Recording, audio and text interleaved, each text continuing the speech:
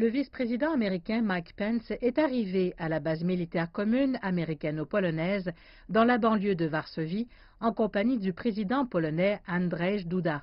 Il dirige la délégation américaine de poids lourds politiques qui participe à la réunion au cours de laquelle les Américains misent beaucoup sur la création d'une coalition élargie pour faire pression sur l'Iran. Mais avant de se rendre à la conférence, Mike Pence a fait passer un message aux soldats rassemblés quant à la vision de l'administration américaine Pax Americana. Au cours des 2 dernières années, le président Trump a signé le plus important investissement dans notre défense nationale depuis les derniers jours de la guerre froide. Nous avons publié une stratégie de sécurité nationale visant à faire progresser la paix dans le monde entier. Paix grâce à la force américaine et à la force de solides alliances avec des pays épris de liberté dans le monde. Des mots qui résonneraient à coup sûr dans le monde entier, en particulier à la lumière de cette conférence sur l'Iran, une conférence qui a suscité de nombreuses controverses avant même qu'elle ne commence, même chez les Polonais.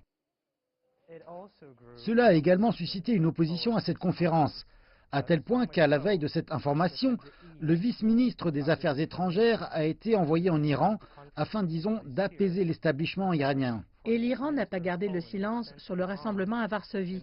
Leur ministre des Affaires étrangères a rapidement rejeté toute perspective positive d'un succès de la conférence. Je crois que la conférence de Varsovie est morte à l'arrivée ou avant son arrivée. Je ne pense pas que cela fera quoi que ce soit.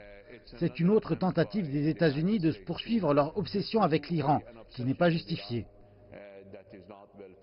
Le véritable travail de la conférence commence jeudi avec de nombreuses réunions se déroulant à huis clos. Mais il sera difficile d'en juger les véritables résultats, étant donné que certains acteurs importants du Moyen-Orient, tels que la Turquie, l'Iran, la Russie, la Chine, le Qatar, le Liban et l'Irak, ne sont pas présents ici, en Pologne.